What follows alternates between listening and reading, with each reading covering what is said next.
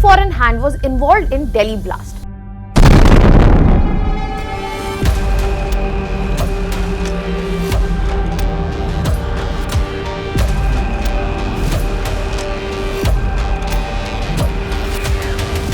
Is Turkey the source of white-collar terrorism and doctor module in India? And how all of this is related to rising footprint of Turkey in South Asia. The Delhi explosion wasn't just another terror incident. This has gone ahead and opened a frontier which will change India's whole security landscape. And the nodal point here is not located in India or amongst the neighbors. It lies far beyond our boundaries, that too in the heart of Turkey. Hello everyone, welcome to Vajram and Ravi's Flash News. My name is Shubhangi Singh, and today we are going to understand why this information that the handler of this particular blast is associated to Turkey is something significant that can affect India's security presence, India's security landscape, and the need to revamp it immediately because of presence of white-collar terrorism, doctor modules and whatnot. So let us understand all these layers one by one, starting with the incident itself, the tragedy that happened, and again the point comes from terrorism, where it has costed lives, it has created devastation, that too in our own country's capital. So this incident took place on November 11, and this happened by a bomb detonation that was near Red Fort. If you want to understand more details about this particular incident, I have already covered it in detail. Now, the arrests have been made. The probe has been going on. After almost 48 hours, it was labeled as a terror attack because there was no surety up and until then. And a major breakthrough has come in recently, where proper digital forensics as well as interrogation has revealed that there is a foreign hand that is involved in this attack, and that is given by the code name of Ukasa, and it was operating from the capital of Turkey, Ankara. The communication they were using was heavily encrypted. It goes by the name session, and as of now, the probe agencies have clearly interpreted that yes, the foreign handler was coming from this particular region, but it is not a state action. However, agencies are still looking into how this cross-border radicalization has been facilitated, what are the financial trails, and what brings Pakistan and Turkey together on this particular terror attack. Now let us try to understand more about the foreign handling that we are talking about. What are the findings that indicate the presence of Turkey? So the first thing that has been found is the encrypted chat, where there is a code name that has been revealed which talks about movements, finances as well as indoctrination. Furthermore, the suspects who were involved in this blast, they have travelled to Turkey in 2022, and this trip to Ankara by the members who were involved in this particular blast is another indication.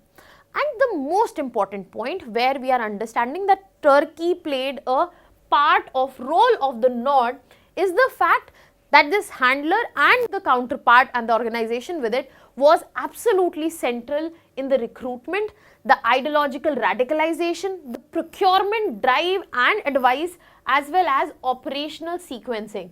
So more or less the whole incident, the whole terror attack was facilitated, planned here itself. And as of now, as I've already mentioned this, it is expected, it is understood that there was no direct state involvement. That means Turkey's government was not directly involved, but the individuals or networks who are operating for Turkish territory had a huge hand in this. Now, another important thing that you need to understand from this particular clarification, that yes, definitely the state as of now is understood to be not involved, but the facilitation that you get to see in the Turkish territory for such elements has allowed this. So this is something that is important for understanding and making an analysis out of it. We will be discussing this in more detail. Now that we have understood the findings, now also let us look into why I am saying even if the state has not done this, it is the state that has facilitated such ideologies, such radical groups which have gone ahead and carried out or handled or facilitated this attack. So let us start with understanding that why Turkey in this situation was an optimal choice for the handler or for becoming a node in this situation. So when we are talking about the node, first it is the geography and the connectivity this particular country offers. So in terms of connectivity, you get to see that it is a clear bridge that lies between Europe, then Middle East and then South Asia. And that is why we also get to see a huge volume of travel from South Asia. So this also helps in disguising or not drawing attention if there is excessive movement from South Asia to Turkey itself. Then in Turkey only we get to see such digital ecosystems which have been used to facilitate this track. For example, we have numerous diaspora networks, and these are the networks which are responsible for providing anonymity which is required by such terrorists which want to hide in the plain sight itself. Other than that, the encrypted friendly user communities are heavily present there, which again makes it a suitable location. Other than that, we also find reasons coming from the ambiguity that Turkey strategically provides. Now in this situation, you have to understand that Turkey has presence of radical pockets which are operating outside state control. So formal state control is in one place, radical groups are existent in another place. State might be connected to these, state might not be connected to these, but whatever radical groups are carrying out, they can do it on their own. And because of the external radical groups outside the formal state control, there is a limited monitoring that is seen of these radical groups. So this further facilitates the whole situation. And the most important is the political climate that exists in Turkey. Turkey for long has projected itself as the defender of Muslim causes, which attracts a lot of fringe actors in the name of the Islamic cause. They go under the name of jihad also, under which Turkey does not have any control. So whatever is the ideology, these fringe actors, because Turkey is believed to be the protector of Muslim causes, they can hide under this cause, which is usually seen. Now we have understood why Turkey seemed a suitable point. I'll bring in another dimension which will help you to see that why Turkey is an important factor for India, not just to understand in this particular probe, but also tackle in the long-term strategic landscape, because Turkey's role in India's own backyard, that is South Asia, it is changing. For example, if we talk about the recent political change since Turkey has come under Erdogan, we have seen there is a strategic autonomy that Turkey is seeking, and Turkey wants to reassert the global role. At a time, Turkey was top in the hierarchy, which stood at the top of hierarchy as Ottoman Empire, which controlled major regions of West Asia, Europe, and it had a command over the Muslim world. So where we get to see, this is where we get to see that it is trying to reassert the global role and push it in amongst the prioritized nations or the named nations. And in this very scenario, we are seeing that it is increasing engagement in South Asia, especially with two of our neighbors. First, Pakistan. Recently, they have deepened their defense ties. Other than that, we see Bangladesh.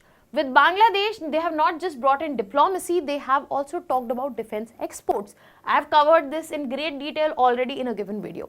Other than that, two of our island neighbors, that is Maldives and Sri Lanka, both of them are engaging, and there is a growing relevance of Turkey in these countries. So basically, what Turkey is trying to do here, Turkey is trying to structure, make it present itself as a leader of global Muslim politics, just like Ottoman Empire times.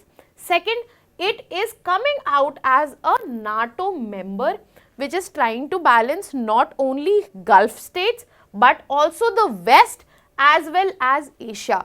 So if you want to arise as a mediator, then you need parties to mediate, and this is where Turkey is coming into the picture. And not to forget the concept of Islamic NATO. wherein again Turkey with Egypt, Saudi will be playing an important role, where 40 member countries are coming together for the Muslim cause itself. Other than that, we also see Turkey pitching itself as a defense exporting power, especially drones when we are talking. So you can simply understand that it is every other nation is not about how diplomacy works, it is also the dependence.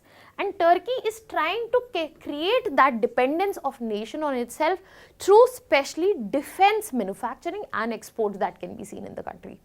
Furthermore, another important layer very much relevant to India comes into the fact that Turkey has had an anti-India stance, especially in the recent times. It has been consistent on the anti-India stance, especially on certain topics such as Jammu and Kashmir. But in the recent times, we see it out loud and out there and clear. For example, as I said, there is a consistent criticism of India's Kashmir policy that Turkey has taken up, not only at UNGA but also at OIC. Other than that, Turkey has always made a close alignment with Pakistan's narrative, especially how South Asian Muslims are treated and what their issues are, and India's name is also thatched in this particular situation.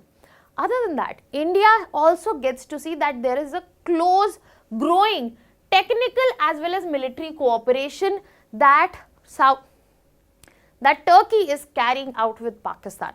Then the deepening of ties with Bangladesh, trying to isolate India in its own backyard in this situation.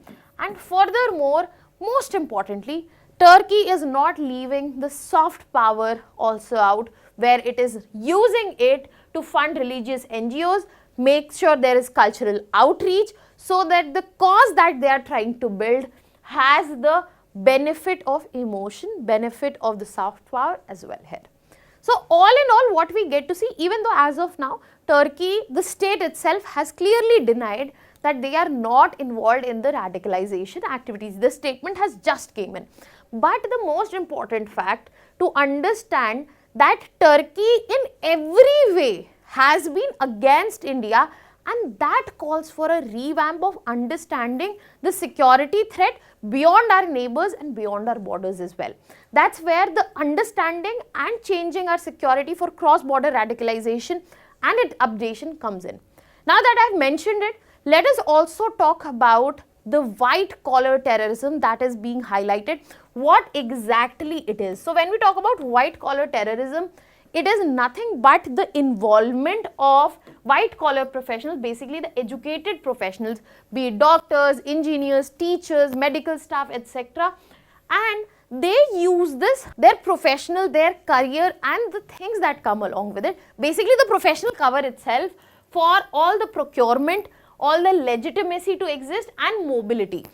And as seen in this scenario as well, it is the higher digital literacy also which facilitates them with encrypted apps, be it session, be it telegram, be it the dark web, and the especially urban anonymity which comes with the professional covers helps them, enables them to keep their logistics and themselves also concealed. So basically they are existing in the plain sight where it is not expected to be the scene. And that is why radicalizations happen in these situations through academic circles, through proper professionals. Online ideological content is used, and this is where the role of foreign handlers as well as mentors come in, where Turkey took up, be it an external group or whatsoever, Turkey took up that space. Another firm that has been discussed in this very incident is the doctor module related to white collar terrorism. So when I'm talking about doctor module, you can understand it as if white collar terrorism is a bigger circle, a smaller circle in this is the doctor module which has been used in here. In this particular scenario, this team was led by a doctor and the associates. They used all their resources, be it the university, be it the hospital network, for facilitation in this blast. That means the chemical procurements were done using their professional cover, be it ammonium nitrate based combinations, bringing in the safe houses, or maintaining encrypted communication. And this is exactly what makes it dangerous, because they are not under the typical surveillance. These professionals are easily able to evade it. Furthermore, they get to access dual use material. For example, if you're talking about a chemical laboratory, yes, there will be chemicals which are safe, but at the same time they are aware of the combination and they also have these access. So doctors have the access to dual use material, and these people who are hiding in plain sight, they get to travel internationally easily under proper legitimate purposes. They don't need to hide because they are using their own professional cover to carry out these activities. And that is what the dual nature of it, the hiding in the plain sight part of it, as well as a foreign hand coming into it, this trio makes it more complicated than we actually think. Now on this note, I will be also talking about the implications, because when we see the foreign hand coming in, we have to bring in a new CT paradigm, which is counter-terrorism. Other than that, South Asia's geopolitical competition is the place where Turkey has also arrived, which is known, which is not hidden, and this complicates India's whole external policy. Apart from that, this white collar module that is in front of us, this clearly shows that the old obsolete intelligence frameworks will not work. We have to go beyond that. The profiling needs to go beyond traditional radicalization markers. The monitoring needs to become intense, be it for universities, research institutions, and chemical controls need to be tightened. This is the time that we need to recognize that there is a need to change, not just diplomatically, but also in terms of our counter-terrorism policy as well as our external policy. Now that was all from my side. Now I will be leaving you with a practice question here. You can put down the answers in the comment section. And now I will be explaining the answer for yesterday's question, in which you had to match the list 1 and 2, and the correct answer here is A. Now that was all for today's session. Thank you so much.